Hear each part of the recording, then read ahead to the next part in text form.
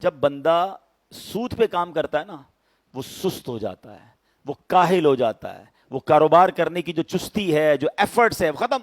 اب میرے کو پیسے لگا دیے، پیسے مل جاتے ہیں، کیا ضرورت ہے کام کرنے کی. اس کا جو مائنڈ ہے وہ لاک ہو جاتا ہے، کریٹیوٹی ختم ہو جاتی ہے. وہ کبھی بھی نیا کام، وہ جب بھی نیا کام کرنے کا سوچے گا اس کو ڈر لگے گا، یار پیسے کہیں لگاؤں گا تو کوئی کھا جائے گا، نقصان ہو جائے گا. سود پہ اچھا ہے نا، پیسے لگاؤ گھر بیٹھے مل جائیں گے. تو ایک تو معاشی ایکٹیویٹی ختم ہو جائے گی. یعنی شریعت کے اصول کا فائدہ دیکھیں کہ اگر کسی امیر کی جیب سے نکل کر کاروبار شروع ہوگا، مثال کے طور پہ وہ فیکٹری لگائے گا تو سینکڑوں لوگوں کو جاب ملے گی، ٹھیک ہے نا. اور جناب اس کے بعد کام آگے بڑھے گا تو مزدور اس فیکٹری میں سامان لینے آئیں گے، را مٹیریل نکلے گا تو کٹ پیس والوں کا جو بھی کام ہے اس کا فائدہ ہوگا.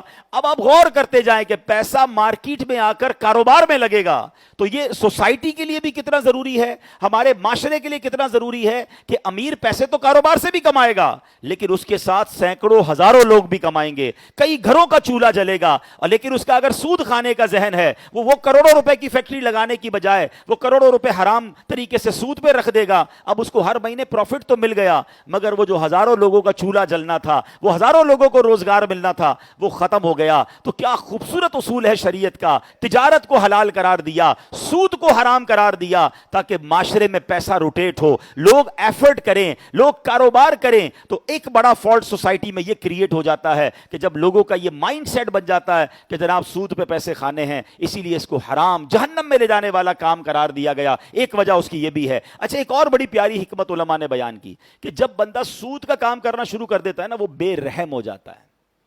ہاں، اس کے اندر سختی آ، دل سخت ہو جاتا ہے کہ اس کو اپنے پیسوں کی فکر ہے. سامنے والا ریکویسٹ بھی کر رہا ہوتا ہے کہ یار میرا اس بار دھندا نہیں ہوا، میرا کاروبار نہیں ہوا، میرا پیسے نہیں ہیں.